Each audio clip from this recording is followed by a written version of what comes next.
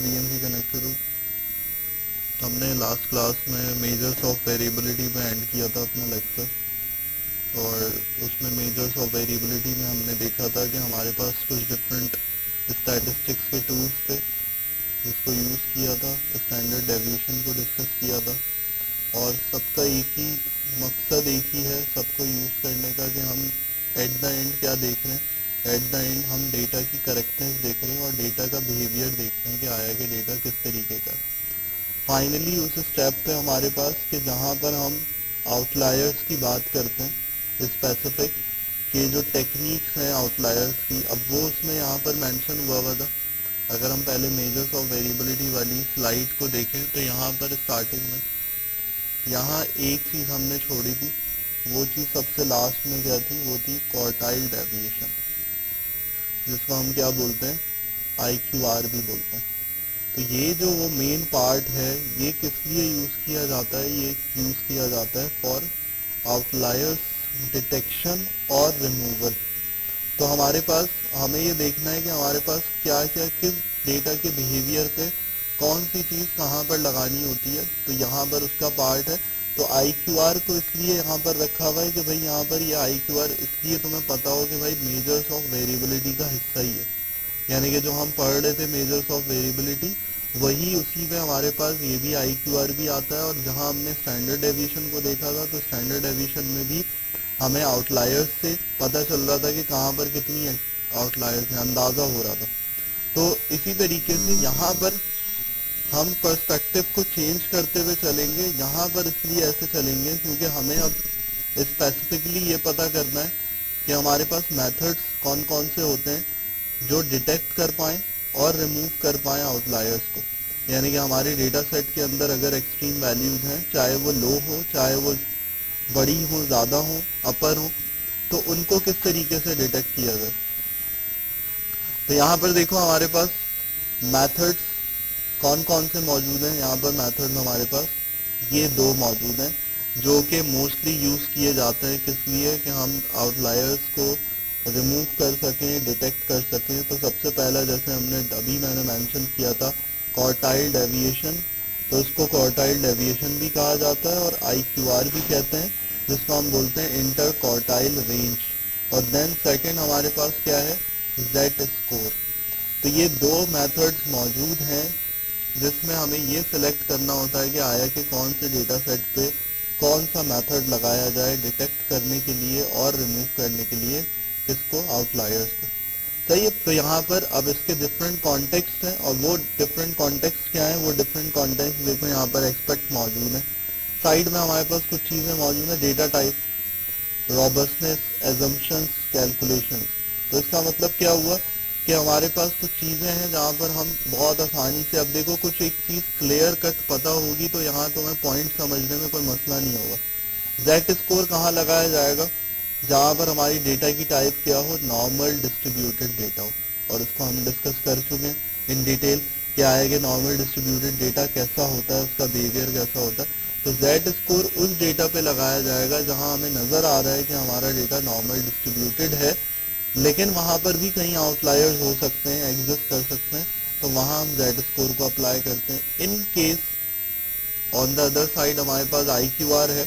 IQR में हमारे पास क्या है, सिंपल है, उसी का अगेंस्ट कंडीशन जो हम डिस्कस कर चुके हैं, स्क्यूड डेटा हो या उसको हम बोल सकते हैं नॉन नॉर्मल डिस्ट्रीब्यूटेड डेटा, यानी कि जहाँ पर स्क्यूनेस आ रही है, चाहे वो लेफ्ट हो राइट हो, वहाँ पर हम क्या करते हैं IQR, क्योंकि IQR जो है वो बेस्ट होता है। रॉबस्टनेस का मतलब होता है सबसे ज़्यादा बेस्ट, तो वो बेस्ट केस कहाँ होता है, रॉबस्ट टू एक्सट्रीम वैल्यूज, बहुत ज़्यादा एक्सट्रीम वैल्यूज है, यानी कि इतना गैप है, मेरे पास बहुत बड़ी बड़ी वैल्यूज भी हैं और बहुत बिल्कुल ही छोटी वैल्यूज हैं, बीच में डेटा हमारा अलग लाए कर रहा है, तो वहाँ हमारे लिए बेस्ट होता है कि हम IQR को अप्लाई करें। और यहाँ जेड स्कोर थोड़ा सा क्या है, सेंसिटिव होता है एक्सट्रीम वैल्यूज के लिए, बहुत ज़्यादा बड़ी करना तो हमें कहीं पड़ेगा इसको भी, जहाँ नॉर्मल डिस्ट्रीब्यूटेड डेटा होगा, लेकिन इसके मुकाबले में यहाँ पर हमारे पास एक्सट्रीम वैल्यूज में ये रॉबस्ट होता है। इसका केस जो है वो क्या है कि यहाँ पर अजम्पशन क्या बनाई जाती है, क्योंकि नॉर्मली डिस्ट्रीब्यूटेड डेटा, सही, यहाँ कोई अजम्पशन नहीं है डिस्ट्रीब्यूशन की, यहाँ टेक्निक है पूरे डेटा की। कि यहाँ पर करना क्या है। सही, तो इसलिए यहाँ क्या यूज किया जाता है, परसेंटाइल्स का कॉन्सेप्ट यूज किया जाता है। और इधर देखो, इसलिए नॉर्मल डिस्ट्रीब्यूटेड का जिक्र हो रहा है क्योंकि दो चीजों पे बेस कर रहा है। यहाँ पर क्या यूज करता है दैट स्कोर, मीन और स्टैंडर्ड डेविएशन, और उसको हमने डिस्कस किया क्योंकि अब देखो तीनों चीजें आपस में कनेक्टेड है। स्टैंडर्ड डेविएशन मीन पे डिपेंड करता है और जेड स्कोर जो है वो इन दोनों पे डिपेंड कर रहा है। सही, तो इसलिए नॉर्मल डिस्ट्रीब्यूटेड डेटा होगा तो ये कैलकुलेशन सही दे पाएंगे। अदरवाइज हमारे पास हम अगर ऐसे डेटा पे लगा दें, स्क्यूनेस पे, स्क्यूड डेटा पे, तो ये दो चीजें हमें कभी भी सही चीज नहीं बता पाएंगी। आंसर तो आएगा लेकिन वो लॉजिकली क्या होगा, इनकरेक्ट होगा कि हमारे पास हमने डेटा गलत उड़ा दिया होगा, गलत डिलीट कर दिया होगा। तो ये सब चीजें देख के हमने मेथड्स को सिलेक्ट करना है। और यहाँ इसी के लिए एडवांटेजेस मेंशन हुए हैं, वही सारे पार्ट हैं जो हमने अभी ऊपर डिस्कस किए हैं कि यहाँ पर हमारे पास लिमिटेशंस क्या क्या है। लिमिटेशंस का मतलब है कहाँ कहाँ ये फेलियर हो सकता है इसका। Not ideal for small data set, जहाँ पर हमारे पास क्वार्टाइल्स जो हैं वो डिफाइन ना हो पाए। अब क्वार्टाइल्स क्या होंगे वो भी पता चल जाएगा आईक्यूआर में, लेकिन स्मॉल डेटा सेट पे ये आइडियल नहीं होता। Less effective when data is truly Gaussian. Gaussian का मतलब कोई नया मतलब नहीं है, इसका मतलब है नॉर्मल डिस्ट्रीब्यूटेड डेटा। यानी ये गॉसियन साइंटिस्ट है जिसने इंट्रोड्यूस किया है नॉर्मल डिस्ट्रीब्यूटेड का कॉन्सेप्ट। तो स्टैटिस्टिक्स में अगर कहीं बुक में पढ़ोगे तो वहाँ गॉसियन नॉर्मल डिस्ट्रीब्यूशन का जिक्र किया जाता है। तो वो इसलिए कि गॉसियन साइंटिस्ट का नाम है, उसने इसको इन्वेंट किया था मेथड को कि तुम्हारे पास नॉर्मल डिस्ट्रीब्यूटेड का कॉन्सेप्ट क्या होता है। सही, तो वहाँ हम नहीं लगाएंगे, लेस इफेक्टिव होगा जहाँ नॉर्मल डिस्ट्रीब्यूटेड डेटा है। और इसके अगेंस्ट हमारे पास क्या ये वाला केस आ जाएगा कि उसका उल्टा जो सारे केसेस आईक्यूआर में वो यहाँ एक्सेप्ट नहीं हो पाएंगे कि हमारा एक्सट्रीम वैल्यूज हैं, स्क्यूड डेटा है। सही, तो ये हो गए हमारे पास मेथड्स के भाई दो मेथड्स हैं। तो स्टार्ट करते हैं यहाँ से कि हमारे पास सबसे पहला मेथड जो फर्स्ट मेथड था उसको देखते हैं कि उसका कॉन्सेप्ट हमारे पास क्या है, किस तरीके से हमारे पास चल रहा होता है। तो आईक्यूआर था, क्वार्टाइल डेविएशन था, उसमें अभी तुमने यहाँ पर देखा बीच में कि Q1 का जिक्र हुआ, Q3 का जिक्र हुआ। तो ये क्या है, ये तुम्हारे पास इस एग्जाम्पल से तुम्हें पता चल जाएगा कि यहाँ पर जो तुम्हारे पास देखो एक डेटा सैंपल रखा हुआ है बराबर में, साइड में क्या है हमारे पास नेम और हाइट है। 20 सैंपल का डेटा है और 20 सैंपल के डेटा में हमारे पास देखो बीच में अगर इधर तोड़ के देखोगे आउटलायर डिटेक्शन में, तो हमारे पास क्या हो रहा है, हमारे पास डेटा चंक्स में टूटा हुआ है। और डेटा चंक्स में टूटा हुआ है तो यहाँ पर सबसे लेफ्ट साइड पे हमारे पास क्या आ रही है, एक मिनिमम वैल्यू आ रही है। सही, जो कि क्या शो हो रही है, 1.2। हमारा इस डेटा सेट में क्या मकसद है कि हम ये देखना चाह रहे हैं कि ऐसी कौन सी वैल्यूज हैं जिनको मैं रिमूव कर सकता हूँ, डिटेक्ट करके रिमूव कर सकता हूँ। और वो क्यों रिमूव कर रहा हूँ, क्या है कि इन फ्यूचर वो डेटा को डिस्टर्ब कर रही होंगी और वो मेरे लिए फायदेमंद नहीं होंगी। सही, तो मेरा ये पूरा कॉन्सेप्ट होगा और यहाँ पर मैं ये टेक्निक अप्लाई कर रहा हूँ। और टेक्निक अप्लाई होती है तो कैसे होती है वो ये लिखा हुआ, यानी कि तरीकेकार है, इस तरीके से तुम्हारे पास टेक्निक अप्लाई हो रही होती है कि भाई मिनिमम वैल्यू सबसे कोने में आ गई और उसके बरक्स क्या हुआ, मैक्सिमम वैल्यू एक आ गई। और बीच में देखो क्या हुआ, तुम्हारा डेटा जो है वो तीन हिस्सों में डिवाइड हो गया। यानी क्या क्या है, 25th परसेंटाइल, 50th परसेंटाइल और 75th परसेंटाइल। इसी को हम नाम देते हैं क्या, Q1, Q2 और Q3। यानी कुछ वैल्यूज जो आएंगी उसको हम बोलेंगे कि भाई ये Q1 ये है, Q2 ये है और Q3 ये है। सही, और यहाँ पर तुम्हारे पास डेटा क्या होना चाहिए, जैसे एक मीडियन में हमने डिस्कस किया था पार्ट, तो यहाँ पर मीडियन को याद रखो कि मीडियन में हमने क्या डिस्कस किया था कि जब मीडियन कैलकुलेट किया जाता है तो हम वहाँ पर क्या करते हैं, वहाँ पर एक चीज होती है कि पहले असेंडिंग में किया जाता है डेटा, असेंडिंग ऑर्डर में किया जाता है और फिर क्या सिलेक्ट की जाती है उसकी, क्या करते हैं, अगर हमें मीडियन निकालना होता है, मेरे पास यही सैंपल हो, ये जो डेटा सेट पीछे नजर आ रहा है, इसको असेंडिंग में कर लिया हमने, तो इसका मीडियन क्या होगा,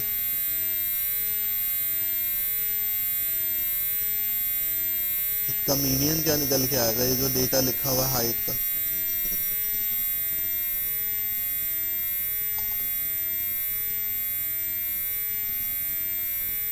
क्या था भाई? मीडियन। मीडियन तो बहुत आसान था। डेटा को सॉर्ट करना है और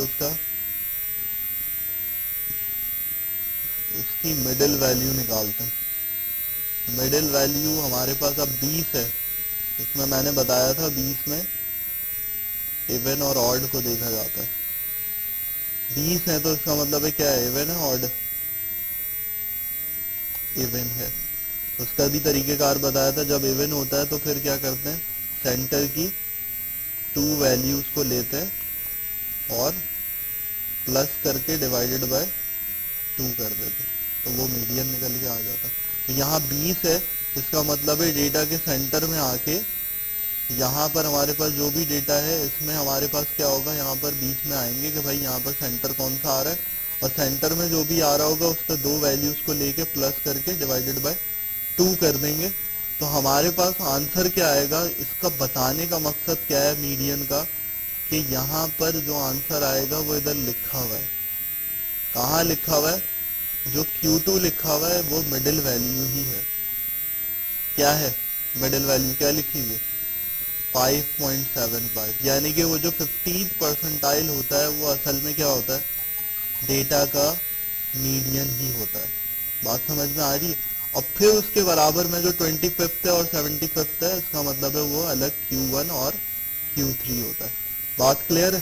तो यहाँ पर मीडियन ही है असल, जिसको Q2 नाम दे दिया है, क्वार्टाइल जिसको कह दिया है। सही है? तो ये पहला पार्ट हो गया कि भाई डेटा ऐसे हो टूटता है। हमें ये Q1, Q2 और Q3 IQR में ये तीनों चीजें मेन किरदार अदा करती हैं, मेन पार्ट होते हैं। ये तीनों नेसेसरी हैं। नेसेसरी क्यों है?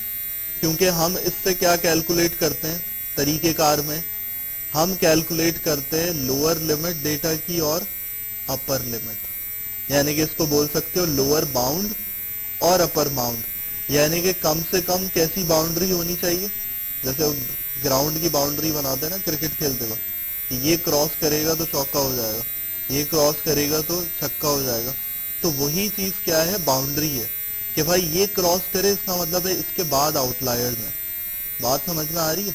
तो यहाँ पर लोअर लिमिट का मतलब है कि भाई लोअर लिमिट एक हो गई, उससे पीछे जो भी वैल्यूज होंगी वो आउटलायर्स कंसिडर की जाएंगी।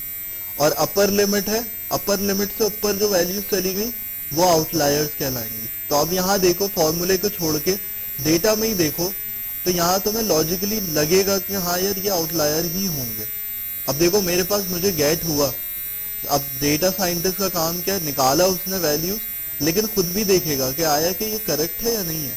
तो देखो हाइट क्या हो रही है? 1.2 और 2.3, यानी कि ये आ रही है लोअर लिमिट से कम वाली वैल्यूज दो। और अपर लिमिट में देखो, ये देखो क्या हो रहा है? 14.5, 23.2 और 40.2, यानी कि हाइट के डेटा में ये तुम्हारे पास वैल्यूज हैं 40। मैक्सिमम हाइट कहाँ तक पहुंच जाती है? तो ये चीज तुम्हारे पास क्या है कि तुम्हारी टेक्निक तुम्हें ये बताएगी। अब उसको हटाना है या नहीं हटाना वो डिपेंड करता है। सही? तो ये चीज तुम्हारे पास कैलकुलेट, ये कैसे येलो हाईलाइटिंग हुई? ये ऐसे हुई कि यहाँ पर तुम क्या करते हो, सबसे पहले IQR कैलकुलेट होता है, और IQR कैलकुलेट करने का फॉर्मूला क्या है? Q3 minus Q1। यानी कि जो Q3 निकला था, जो Q1 निकला था, क्या निकला था? यहाँ पे आ रहा था 5.35 और 6.27, तो उसको माइनस किया हुआ है और एक वैल्यू आ गई 0.925। और वही वैल्यू को लोअर लिमिट और अपर लिमिट कैलकुलेट करने का तरीका यहाँ पे मौजूद है। क्या है? Q1 minus 1.5 into IQR। वो फॉर्मूला बना हुआ है, उसमें वैल्यू प्लेस करनी है, तो इसका मतलब है उसने बता दिया कि भाई हमारे पास लोअर लिमिट ये आ रही है और अपर लिमिट है, तो माइनस लोअर में है, अपर में क्या आएगा? प्लस, और Q3 हो जाएगा। तो यहाँ वैल्यू क्या आ रही है? 7.66। यानी कि ये दो वैल्यूज बता रही है मुझे कि भाई 3.96 से छोटा जो भी होगा वो क्या होगा मेरे पास? Lower limit. यानी कि ये आउटलायर है, ये लोअर आउटलायर्स हैं, यानी कि एक्सट्रीमिस्ट छोटी वैल्यूज है। और 7.66 से ऊपर क्या है? ये तीन वैल्यूज। तो मेरे पास टोटल डेटा में कितने आउटलायर्स निकल के आए? कितने आउटलायर्स? 5 आउटलायर्स। यानी कि बाकी का डेटा मैं इस आउटलायर्स को हटा के बाकी डेटा से कुछ प्रोसेस कर सकता हूँ। क्लियर है? तो यही चीज तुम्हारे पास यहाँ पर एक्चुअली होती है। अब देखो यहाँ पर अगर हम कुछ भी कैलकुलेशन करेंगे तो वहां पर देखो हमें आर के अंदर हम कुछ चीजें निकाल सकते हैं आराम से, जो हमें क्वार्टाइल्स नजर आ रहे थे, जो भी चीजें नजर आ रही थी, तो यह समरी के फंक्शन से निकाली जा सकती है। जो तुम्हें डायग्राम में नजर आ रहा था वो सब है, मेन है, फर्स्ट क्वार्टाइल भी है। Q2 क्यों नहीं है? क्योंकि मैंने भी बताया Q2 एक्चुअल में होता क्या है, मीडियन ही होता है। तो मीडियन बीच में आ रहा है, इसका मतलब है वो Q2 ही है 20। और थर्ड क्वार्टाइल क्या आ रहा है 24, मैक्स वैल्यू एक 44 आ रही। तो इस तरीके से तुम्हारे पास यहाँ पर पूरा जो है वो पैटर्न क्या हो रहा होता है, ऐसे चल रहा होता है। अब इसको यहाँ क्या करना है, यहाँ तो कॉन्सेप्ट समझ में आ गया। अब इसको करना है कि भाई हमारे पास हम अपने डेटा सेट में कैसे करें, किस तरीके से करें। तो उसको यहाँ पर हम एक एक डेटा सेट पे हमें चेक करना होगा कि भाई आया कि इस डेटा सेट, इस कॉलम पे, इस कॉलम का स्ट्रक्चर कैसा है और उस पर क्या अप्लाई करना चाहिए। तो यहाँ पर आकर हम टॉप पे सबसे पहला काम वही करेंगे कि भाई पहले डेटा सेट लोड किया और फिर व्यू कर लिया। अगला काम क्या होगा कि समरी निकालिए। समरी से हमें कुछ चीज़ें पता चल जाएंगी, कॉलम पे डाल के हमने उसकी समरी निकाल ली कि भाई समरी हमारे पास क्या आ रही है। तो समरी ये आ रही है, मेन वैल्यू एग्जाम स्कोर में 55 है, फर्स्ट क्वार्टाइल ये आ रहा है, थर्ड ये आ रहा है, और Q2 जो है सेकंड क्वार्टाइल जो है वो 67 आ रहा है। मैक्सिमम वैल्यू क्या है 101 आ रही है। सही। तो यहाँ पर अगली चीज हिस्टोग्राम बना लिया, और हिस्टोग्राम के बाद हमने एक चीज देखी, हमारे पास हमने देखा था लास्ट क्लास में कि हम अगर डेंसिटी प्लॉट बनाना चाहें तो वो भी हम बना सकते हैं, जिसमें हम लाइन को अज्यूम कर रहे थे, हम डिस्कस कर रहे थे नॉर्मल डिस्ट्रीब्यूशन में। तो हमारे पास डेंसिटी प्लॉट एग्जाम स्कोर का कुछ इस तरीके से आया कि हमारे पास ये पूरी उस तरीके से चल रहा है पूरा, और यहाँ पर ये आ रहा है, और देन फिर हमारे पास क्या हो रहा है आगे, एक फ्लैट लाइन जा रही है पूरी। सही। अब इसमें जो हमने डिस्कस किया था यहाँ पर, यहाँ हमारे पास क्या स्टार्टिंग पॉइंट होगा कि हमें क्या क्या निकालना है। अब हमारे पास ऊपर समरी में Q1 Q2 Q3 तो दे रहा है, लेकिन हम उसको यूज नहीं कर सकते, वो समरी दे रहा है कि भाई वो ये है, लेकिन मुझे तो वैल्यू गेट करनी है, वैल्यू निकालनी है। तो कैसे निकालूंगा, उसके लिए हमारे पास फंक्शन होता है क्वांटाइल। क्वांटाइल का फंक्शन होता है, और देन हम कॉलम पास किया, और कॉलम पास करने के बाद हमने यहाँ पर क्या दिया, जो हमें रेशो पता था कि कहाँ पे कौन सा क्वांटाइल होता है। तो क्या होता है 0.25, यानी कि इसका मतलब है 25th परसेंटाइल, यानी कि 25वां हिस्सा। डेटा का 25वां हिस्सा क्या होगा, तो वो हमने यहाँ पर निकाला, और ये हम पहले ही डिस्कस कर चुके हैं। नॉट अवेलेबल रिमूव करके निकालना होता है कैलकुलेट। तो यहाँ हम Q1 निकालेंगे सबसे पहले, और Q3 के लिए क्या है 75वां हिस्सा, 75th परसेंटाइल। तो उसको हमने क्या किया, यहाँ पर Q3 कैलकुलेट किया, और दोनों को देख लिया कि भाई हमारे पास Q1 और Q3 क्या आ रहे हैं, 65 और 69 आ रहे हैं, जो हमें समरी में दे रहा था वही निकल के आ रहे हैं। और देन हमने डिस्कस स्लाइड में किया था कि क्या निकालना पड़ेगा हमें। पहला स्टेप होगा कि हमें IQR चाहिए, और IQR का फॉर्मूला क्या था Q3 माइनस Q1। IQR भी आ गया, और IQR की एक वैल्यू आ जाएगी, जैसे स्लाइड में हमें नजर आ रही थी कुछ एक वैल्यू। तो यहाँ क्या आ रही है हमारे पास, IQR की वैल्यू 4 आ रही है, जैसे वहां कुछ एक आ रही थी 3.96 समथिंग। तो इस तरीके से हमारे पास 4 आ गई। अब मुझे क्या करना है, मुझे लोअर लिमिट और अपर लिमिट, यानी कि जिससे मैं डिसाइड करूंगा कि मेरी लोअर लिमिट क्या होगी इस डेटा सेट में और अपर लिमिट क्या होगी। सही।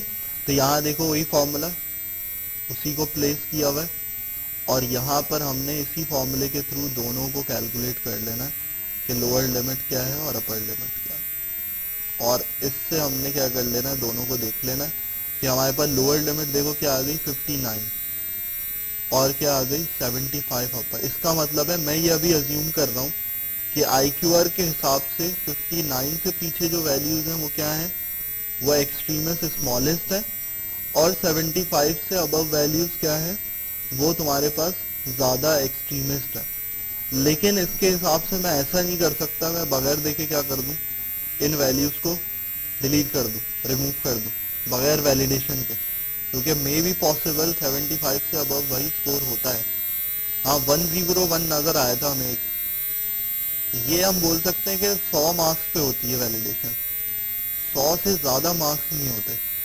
तो ये तो एक समझ में आ रहा है, लेकिन हम इतना डेटा उड़ा दें 75 से आगे की सारी स्कोर्स को अगर रिमूव कर देंगे तो वो हमारे लिए क्या होगा, हमारा हम डेटा लॉस कर जाएंगे। क्योंकि जब रिमूव करोगे तो रिमूव पूरी रॉज होती है, एक वैल्यू नहीं होती एग्जाम स्कोर की। तो यहाँ पर देखो, अब आउटलायर्स को देखना है कि कितने टोटल आउटलायर्स हमारे पास मौजूद है। तो यहाँ देखो कंडीशन लगी हुई, कंडीशन देखो क्या लगी हुई है। यहाँ पर हमने क्या चेक किया हुआ है कि भाई जो कॉलम था हमारा लेस देन लोअर लिमिट, यानी कि वो वैल्यूज निकालो जो लोअर लिमिट से लेस देन हो, छोटी हो, यानी कि 59 से छोटी हो। और का साइन लगाया, पाइप का साइन, और फिर उसके बाद बोला या स्टूडेंट एग्जाम स्कोर की वो वाली वैल्यूज निकाल दो जो क्या हो अपर लिमिट से ज्यादा हो रही है, यानी कि 75 से बड़ी वाली वैल्यू। सही, तो उसको डेटा सेट में हमने एक्सपेक्ट करना है कि क्या वैल्यूज है, तो वो आउटलायर्स में रिटर्न करेगा, और आउटलायर्स में हम देख लेंगे कि हमारे पास टोटल कितनी वैल्यूज आ रही हैं। तो यहाँ पर देखो जो जो वैल्यूज कंसिडरेबल हुई हैं वो सब यहाँ पर आ रही हैं। जो जो 59 से छोटी थी डेटा सेट में वो वैल्यूज निकाल दी उसने, और जो 75 से बड़ी थी वो वाली वैल्यूज निकाल दी। और लेंथ चेक करनी है कि आया कि कितनी है टोटल आउटलायर्स। तो यहाँ तुम्हारे पास काउंट आ जाएगा, कितना आ गया 104, यानी कि 104। और अगर मैं इसको डिलीट कर देता हूँ तो मेरे पास 104 रॉज जो है वो क्या हो जाएंगी, खत्म। 104 रॉज का डेटा, वो किसी स्टूडेंट का भी डेटा था, वो सब चला जाएगा। तो इसलिए क्या करना है, हमने यहाँ पर देखना होगा, वैलिडेट करना होगा कि आया कि इसको रिमूव करना चाहिए या नहीं करना चाहिए। क्लियर। तो अब यहाँ देखो आउटलायर्स को दूसरा भी एक तरीकेकार होता है कि हम कैसे कर सकते हैं, देख सकते हैं आउटलायर्स को हम फिजिकल फॉर्म में भी देख सकते हैं यहाँ पर विजुलाइज करके। एक तो हमने ऐसे देखा ना, ये हो रहा है, एक हम विजुलाइजेशन करके भी देख सकते हैं कि हमारे पास कैसे आउटलायर्स नजर आ रहे हैं। तो अगर मैं पहले इसको ऐसे चला दूं और यहाँ पर इस डायग्राम में देखो, तो यहाँ कुछ ऐसी डायग्राम नजर आ रही है, यहाँ पर तुम्हें, यहाँ पर ये डॉट नजर आ रहे हैं और नीचे भी डॉट नजर आ रहे हैं, और यहाँ एक लाइन नजर आ रही है। तो इसका मतलब है ये जो डॉट है ना, लाइन से ऊपर और लाइन से नीचे, ये सब क्या है, ये विजुलाइज फॉर्म में तुम्हें नजर आ रहे हैं तुम्हारे आउटलायर्स। और वो कैसे नजर आते हैं, वो नजर आते हैं तुम्हारे बॉक्स प्लॉट के फंक्शन के थ्रू। बॉक्स प्लॉट हमारे पास होता है, बॉक्स प्लॉट से हम क्या कर सकते हैं, हम आउटलायर्स को विजुलाइज करके भी देख सकते हैं कि भाई आया कि यहाँ पर आउटलायर्स कितने मौजूद हैं। सही है। तो तरीके हैं, सारी चीजें पैटर्न में, सीक्वेंस में सारी चीजें ऐसे चल रही हैं। और इसमें अगर ये लाइन गैस करो, ये लाइन क्या होगी, ये जो लाइन नजर आ रही है पॉइंट से यहाँ टकरा रही है और यहाँ पे पॉइंट से टकरा रही है, क्या होगा ये?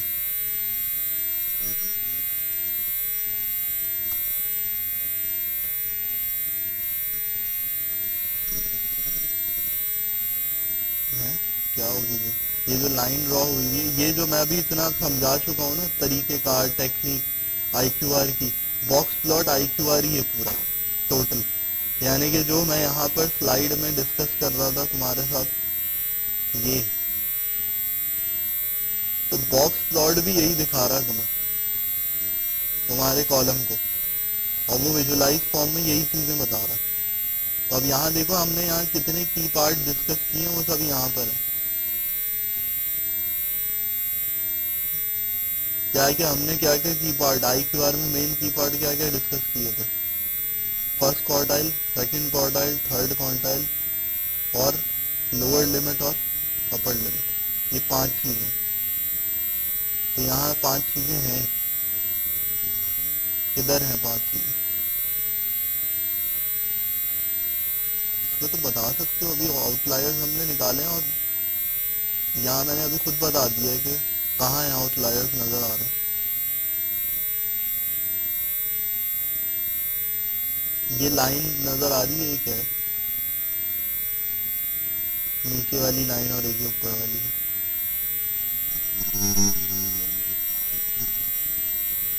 हाँ, ये लोअर लिमिट और अपर लिमिट की लाइन ही है। 5 चीजें दी ना, तो ये अपर लिमिट की लाइन है और ये लोअर लिमिट। अब बीच में ये जो बॉक्स नजर आ रहा है, ये क्या है?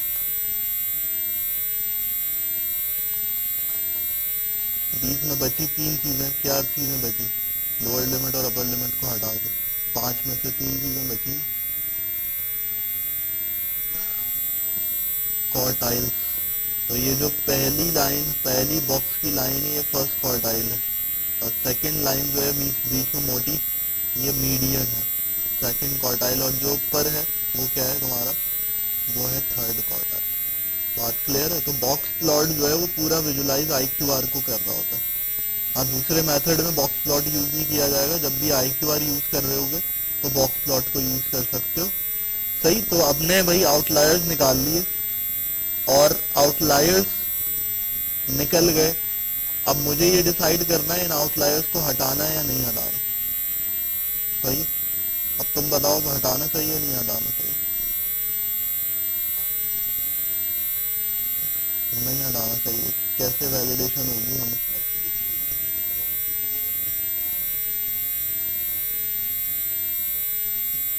हाँ, लेकिन अगर मैं ये कहूँ कि मेरे पास 6000 का 6000 का डेटा है, 6000 कितने थे मैक्सिमम, ऐसी कुछ राउंड फिगर का डेटा है, उसके हिसाब से ये वैल्यू ज़्यादा है या नहीं है? उसके हिसाब से कम है। 6000 का डेटा और 104 लीस्ट वैल्यू है। लेकिन मैं, कोई हर बंदा जो है वो अपने हिसाब से, मैं कुछ बोलूंगा तुम कुछ बोलोगे, लेकिन एक प्रॉपर तरीकेकार होना चाहिए जो सब एग्री कर जाए। यानी कि हर कोई, पूरा जो लोग बैठे हुए हैं वो सब एग्री कर जाए कि हटाना चाहिए या नहीं हटाना चाहिए। तो उसको करना क्या है? उसका तरीका बहुत आसान है। उसका तरीका ये है, यहाँ देखो एक चीज नजर आ रही है, हमने मैट्रिक्स पढ़े थे, मीन, मीडियन। तो ये बहुत मैटर करते हैं। इससे डिसीजन ले सकते हो कि आया कि तुम्हें आराम से 1 मिनट में तुम्हें पता चल जाएगा कि आया कि मुझे हटाना चाहिए आउटलायर या नहीं हटाना चाहिए। क्या करना है? बहुत सिंपल तरीका, कि मैं आउटलायर्स के साथ मीन को देखूंगा। क्योंकि हमने हमेशा मीन की बात करी है। मैंने मीन जब पढ़ाया था तो एक चीज बताई थी तुम्हें, कि जब उसमें मैंने एलन मस्क वाली एग्जाम्पल दी थी ना हमेशा, कितनी थी उसकी? हाँ, 10 बिलियन थी, ऐसी कुछ था। तो वैल्यू वो जो हमारे पास थी वो एक्सट्रीम थी। और मैंने बोला था मीडियन कैलकुलेट करेंगे तो उस पर इतना फर्क नहीं पड़ेगा, लेकिन मीन पे बहुत पड़ता है। मीन जो है वो पूरा बिगड़ जाता है। तो इसी से हमें बहुत आराम से गेट हो जाएगा कि आउटलायर्स के साथ हम मीन को देखें कि हमारा मीन कैसा आ रहा है। तो वही आएगा पुराना जो हमने पहले किया था, मीन विथ आउटलायर्स। तो हमने प्रिंट करके देख लिया कि भाई आउटलायर्स के साथ आउटलायर रखे हुए तो कितना मीन आ रहा है पूरे डेटा सेट का, 67 पॉइंट समथिंग। अगर ऐसा होता है कि मीन विदाउट आउटलायर्स कुछ और आता है और उसका चेंज बहुत बड़ा होता है, या तो बिल्कुल छोटी वैल्यू आती है मीन की या बड़ी, तो हम बोलेंगे कि आउटलायर्स डिस्टर्बेंस क्रिएट कर रहे थे। लेकिन अगर क्या होता है कि फर्क ही नजर नहीं आता मुझे, तो मैं बोलूंगा कि आउटलायर्स को हटाने के बाद भी सेम रिजल्ट आ रहा है, यानी कि यही गेट होता है इसके आसपास, तो मैं बोलूंगा वो आउटलायर्स कोई डिस्टर्बेंस क्रिएट नहीं कर रहे थे, वो लॉजिकली करेक्ट थे। तो मुझे इसको रखना चाहिए। तो यहाँ पर देखो, इसमें देखो, मीन विदाउट आउटलायर्स में क्या होगा? उल्टी कंडीशन होगी। यहाँ क्या कर रहे थे हम? यहाँ पूरे डेटा में से क्या निकाल रहे थे? आउटलायर्स को। तो हमने क्या साइन लगाया था? लोअर लिमिट से लेस देन और अपर लिमिट से ग्रेटर। यहाँ क्या करना होगा? इसका उल्टा करना होगा। क्या होगा उल्टा? कि हमने यहाँ पर मीन विदाउट आउटलायर्स करने, तो इसका मतलब है अब मुझे आउटलायर नहीं चाहिए, आउटलायर के अलावा पूरा डेटा चाहिए। यानी कि वो 104 वैल्यूज मुझे नहीं चाहिए, मुझे 104 को हटा के सब कुछ चाहिए। तो मैं कैलकुलेट करना चाह रहा हूँ उससे। तो उसके लिए देखो क्या किया, रिवर्स कर दी कंडीशन। लोअर लिमिट से ग्रेटर देन इक्वल टू, यानी कि जो अंदर का डेटा है वो सब मुझे चाहिए, और अपर लिमिट से लेस देन और इक्वल टू, यानी कि वो जो बीच में आएगा डेटा उसको मैं लेकर आ जाऊं, लेकिन और का साइन भी नहीं है, एंड इसलिए दोनों चीजें दोनों सक्सेसफुल होंगी कंडीशन, तो मैं वेरीफाई वैलिडेट करूंगा। तो यहाँ पर पूरा इसको तुम क्या कर लोगे, मीन को कैलकुलेट कर लोगे और इस कैलकुलेशन पे तुम्हें वैलिडेट आंसर मिल जाएगा। क्या आ रहा है? 67.0701। तो अब तुम्हारी कंफ्यूजन खुद दूर हो गई। अब तुम अपने दिमाग से नहीं सोच रहे, तुम मैट्रिक्स पे बेस करके सोच रहे हो और तुम अपना रिजल्ट खुद देख सकते हो कि भाई ये डेटा जो है वो कोई डिस्टर्बेंस क्रिएट नहीं कर रहा, इसको मैं रख सकता हूँ। सही। और इसी तरीके से और वेरिफिकेशन के लिए मीडियन भी कैलकुलेट करोगे, लेकिन मीडियन तुम्हें क्यों वो वाला आउटपुट नहीं बता सकता आउटलायर के केस में, क्योंकि मीडियन कभी कैसा नहीं चल रहा होता, मीडियन सेफ गेम चल रहा होता। क्यों? क्योंकि वो मिडिल वैल्यू निकालता है। तो बेस्ट कौन सा रहेगा? मीन रहेगा, क्योंकि डिस्टर्बेंस का क्रिएट होना है वो यहाँ पता चलेगा। और दूसरी चीज स्टैंडर्ड डेविएशन। मीन और स्टैंडर्ड डेविएशन वो दो चीजें हैं जो तुम्हें बता सकती हैं, क्योंकि अगर नॉर्मल डिस्ट्रीब्यूटेड डेटा होगा तो तुम्हारे पास क्या होगा, तुम्हारा यहाँ पर कोई फर्क नजर नहीं आ रहा होगा, तुम्हें बहुत कम चीजें तुम्हारे पास यहाँ डिस्टर्ब होती हुई नजर आ रही होंगी। तो यहाँ पर तुम्हारे पास इसमें पहले स्टैंडर्ड डेविएशन को चलाएं हम, और फिर उसके बाद यहाँ पर ये mean without standard deviation without वाला चलाएं, और देन हमारे पास यहाँ पर दोनों क्या हो जाए, दोनों यहाँ पर प्रिंट करके देखते हैं। तो यहाँ पर देखो, यहाँ आ रहा है आउटलायर्स के साथ 3.89 समथिंग, और यहाँ पर क्या आ रहा है 3.24। सही। तो यहाँ तुम्हारे पास स्टैंडर्ड डेविएशन, तो अब इससे मुझे एक और आंसर भी मिल रहा है। मीन और मैंने स्टैंडर्ड डेविएशन देखा, तो मैंने स्लाइड में यहाँ पर बात करी थी जब मैं यहाँ पर तुम्हें दिखा रहा था ये